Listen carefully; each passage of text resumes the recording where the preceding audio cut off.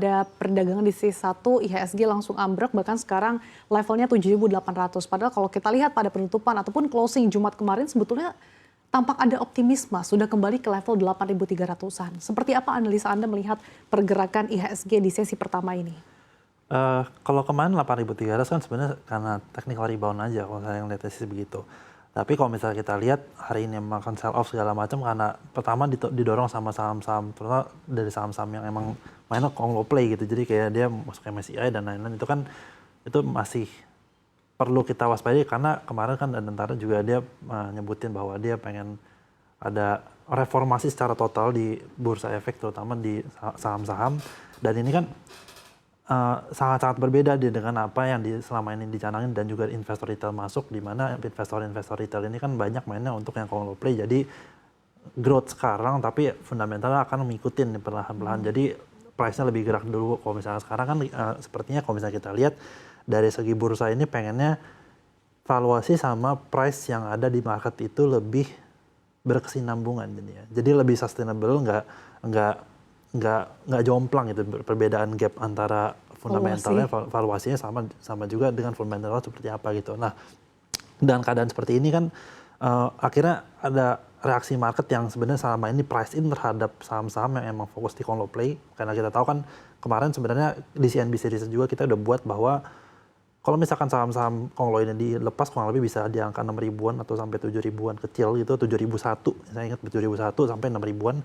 Dan ini kan menjadi salah satu katalis juga bahwa sebenarnya kalau misalnya saham-saham kayak saham PP, terus saham-saham Bakri dan lain-lain itu kan sangat-sangat tinggi, dan kalau misalnya mereka ditarik ini sampai 6 ribuan kan kita juga melihat nih bahwa dari segi saham-saham ini kan juga kalau turun 15 bahkan Pak PP aja sampai hilang tuh sampai 200 triliun dalam waktu seminggu doang gitu. Yeah.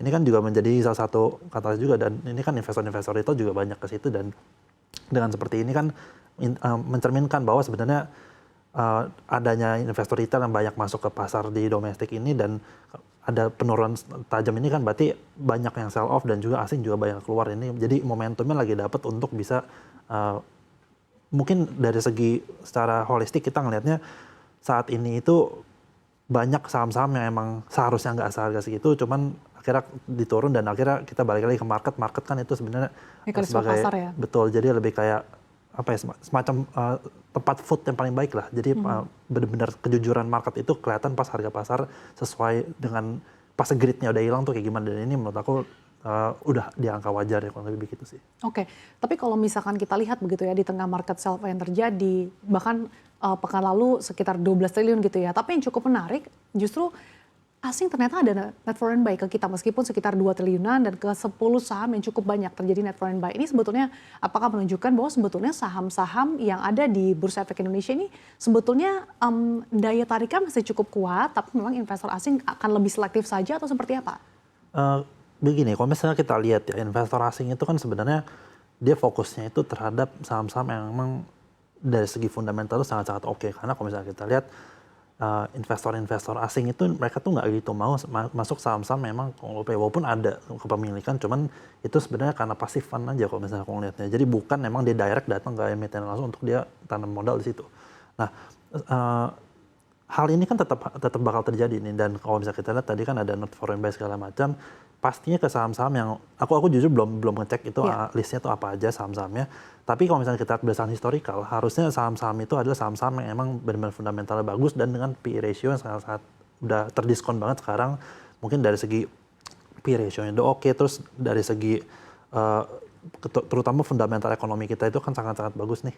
Jadi kita melihat bahwa dengan potential growth ke depan ini masih masuk, dan akhirnya karena udah terdiskon saham-saham yang tadi fundamental bagus ini banyak di foreign buy sama asing, dan ini kan mengindikasikan juga bahwa sebenarnya masih ada loh saham-saham yang sebenarnya masih dinikmati sama investor lain. Tapi kita perlu ngeliat nih, jangan sampai nanti malah ketika ada net foreign buy dan lain-lain, hari ini kan sell off lagi nih. Kita perlu ngeliat lagi nih kira-kira nanti pas nanti di akhir pekan tuh di akhir sesi itu seperti apa, karena di akhir sesi ini kan juga cukup cepat, dan ini kan berarti koreksinya masih akan berlanjut dan kita nggak tahu kan bagaimana. Tapi secara long term kita masih ngeliat bahwa apa yang terjadi saat ini itu terutama MSCI yang nanti akan ada meeting dengan regulator, ini masih memberikan dampak positif lagi. Karena kenapa? Kalau misalnya kita lihat ini terlalu too much at stake, karena semuanya ini bakal ada hubungan, mau dari investor di dalam negeri itu sendiri, investor domestik, investor internasional, terus juga dari segi pemilik emiten, dari segi regulator, semuanya ini semua udah di dalam satu. Dan kalau misalnya kita lihat untuk dia fallback ke akhirnya bisa masuk ke frontier market, itu kemungkinan chance-nya lebih kecil karena terlalu banyak hal yang dipertaruhkan. Bahkan kalau misalnya ini kan nanti akan ada hubungannya juga dengan reputasi kita di market gitu kan. Dan ini kan kita sebagai regulator dan juga sebagai investor kita nggak mau gitu, karena potensial untuk kita masuk ke Indonesia 2045 ini nanti forecast-nya nanti akan pasti berubah nih, dan untuk bisa 8% itu jadi lebih susah karena investor retail ini kan udah banyak masuk ke pasar-pasar, dan ini kan kita punya GDP juga didorong sama konsumsi domestik kan.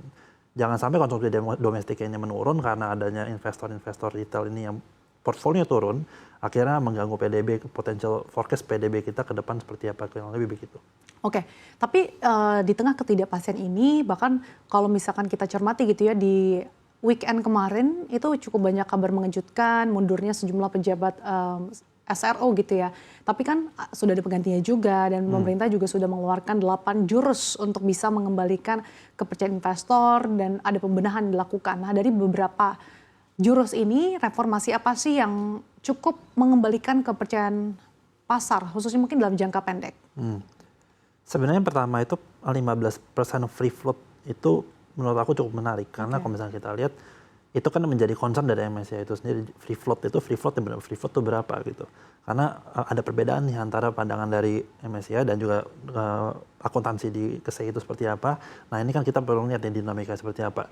Dan juga yang menurut aku menarik juga adalah demutualisasi, karena ini juga akhirnya membuat kita punya bursa ini kan lebih commercialize ya kalau misalnya ini. Jadi kita bisa kayak kita kembangin produknya, kembangin dari segi sistemnya, kembangin dari segi macam-macamnya lah, itu bisa dikembangin. Dan ini kan nanti berpotensial untuk kita ngedrive growth. Jadi ini yang bakal lebih agresif lagi nih, kira-kira nanti bakal buat seperti apa. Mungkin nanti dari sini ada kebijakan yang mungkin nanti short selling bakal mulai ada segala macam itu kan, karena short selling itu bakal ngambil likuiditas juga ke pasar, karena pasar itu jadi lebih sustainable dan juga lebih both sides tuh masuk. Sebelum jadi demutualisasi gitu. memang seperti apa sih yang terjadi di bursa? Kalau di saat ini kan bursa itu dia lebih kayak fokusnya sama sekuritas saja gitu. Jadi yang melakukan pengangkatan direktur utama bursa segala macam itu sekuritas juga. Jadi kalau misalnya ini kan jadi semacam semacam ya udah kayak gitu-gitu aja, dan ini kan nggak ada sisi commercialize. Jadi kalau misalnya kita lihat kan di Amerika itu bursa kan banyak tuh. Dan itu kan jadi mereka masing-masing bursa ini harus berkompetisi segala macam untuk bisa narik investor-investor beli barang di bursanya dia. Dan walaupun sebenarnya Indonesia kayak nggak mungkin ada dua bursa segala macam, tapi ini kan akhirnya nanti memancing nih bahwa investor global juga bisa masuk dan punya kepemilikan di dalam bursa efek Indonesia ini juga. Nanti kan jadi ada check and balance lagi gitu, check and balance, dan juga mungkin adopsi teknologi juga bisa masuk. Dan ini kan juga akhirnya nanti secara long term ini bakal ngebuat kita punya bursa ini bakal lebih maju lagi. Dan kita kan pengen kayak Hong Kong, kayak Singapura itu derivatifnya banyak, karena derivatif semakin depth itu masih bakal ada ningkatin likuiditas juga di dalam pasar begitu.